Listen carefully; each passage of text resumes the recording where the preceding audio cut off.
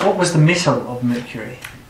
Mercury's metal was mercury. Shock horror? Shock horror. Or quicksilver, as perhaps it's better known.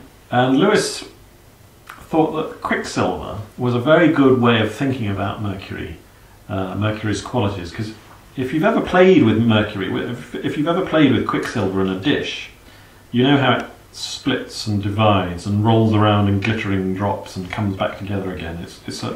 It's half solid, half liquid. It's quicksilver.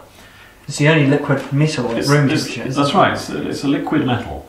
That is what mercury means, Lewis says in the discarded image. If you want a visual image of what mercury's qualities are, just think about quicksilver. So when he writes an early poem about the qualities of mercury, he says, "Mercury brings about meeting selves, same but sundered." So think about drops that are basically the same, but they are sundered, they separate, they roll about and they come back together, and they re-meet again. So how would you see that uniting and dividing in the horse and the Well, story? good question.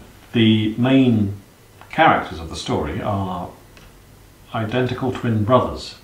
Separated Shortly after birth, and they come back together at the end of the story. That is to say, Cor and Corin.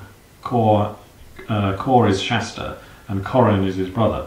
Identical twins. So when they're separated and come back together, that is itself a way of Lewis building in mercurial qualities into the plot. Meeting selves, same but sundered. Identical twins, separated, but they meet. So it's a very subtle way of embedding the mercurial influence into the very structure of the plot. And it's interesting, actually, that these twin brothers are not just any old twins. They're based on Castor and Pollux from Greek mythology. And if you look at how Homer wrote about Castor and Pollux in the Iliad, he says that Castor was a great tamer or breaker of horses, and Pollux was a mighty boxer. And that's clearly, I think, what Lewis is basing Cor and Corin upon, because Cor, Shasta, is Castor. That is to say, he's the horse boy. He acquires the true horseman's seat. You remember how Bree trains him in riding, and by the end of the story, Shasta is actually a brilliant rider, brilliant horseman. And in a sense, he breaks Bree, not in the sense of taming Bree, but in breaking Bree's pride and conceit. And Bree is very ashamed when Shasta runs back and faces up to the lion. And Bree says he should have known better, because Bree was a great war horse. And to have been shamed by this mere boy, this mere foal, Bree says, is a hard lesson for him to take. So he's, in a sense, broken by Shasta, just as Castor in mythology was the great breaker of horses. And then Pollux is the model for Corin. Pollux, the mighty boxer. Corin is known as Corin Thunderfist. And he boxes the lapsed bear of Storm Nest for 33 rounds without a timekeeper, and he's constantly knocking people over, and he and his brother are constantly having tussles, and they always ended, even if they didn't begin, with Shasta getting knocked down, because Corin is always wanting to fight. So why would Lewis base his twin brothers on Castor and Pollux? What does that have to do with Mercury? Well, Castor and Pollux in mythology are stellated as Gemini, the twins, that constellation, the twin brothers. And Gemini is a constellation ruled by Mercury. And that's why, as part of his mercurial structuring in this story, Lewis gives you twin brothers who are based on Castor and Pollux. I think there's no doubt about this, if you ask me. I didn't know my Homer, my Iliad, until I began looking into this question. And I'm sure there's all sorts of classical mythology that Lewis is drawing upon, which escapes me, because I don't have a sufficiently good grounding in classical myths. But Lewis loved Homer. He grew up on the Iliad and the Odyssey, and read classics here at Oxford. So it's not surprising that this wealth of literary source material comes flooding forth through the Narnia books. And you see that uniting and dividing theme right throughout the book. Bree and Shasta meet, Hwyn and Aravis meet, then those two pairs are driven together by the lions. They think there's more than one lion, two lions, maybe three lions, driving them together.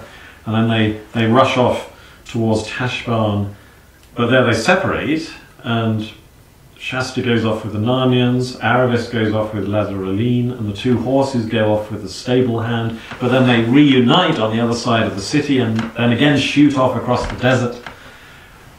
These four characters are constantly separating and uniting. They are like the glittering drops of Mercury rolling about a dish. It's such a clever way of structuring a story. And even the physical descriptions of Tashbarn have that. Tashbarn is built on a little island where the river goes round it and reunites on the other side. And you hear of rivers meeting, waters meet. Another thing that Mercury was connected to actually was crossroads, where you have to divide and go one way or the other.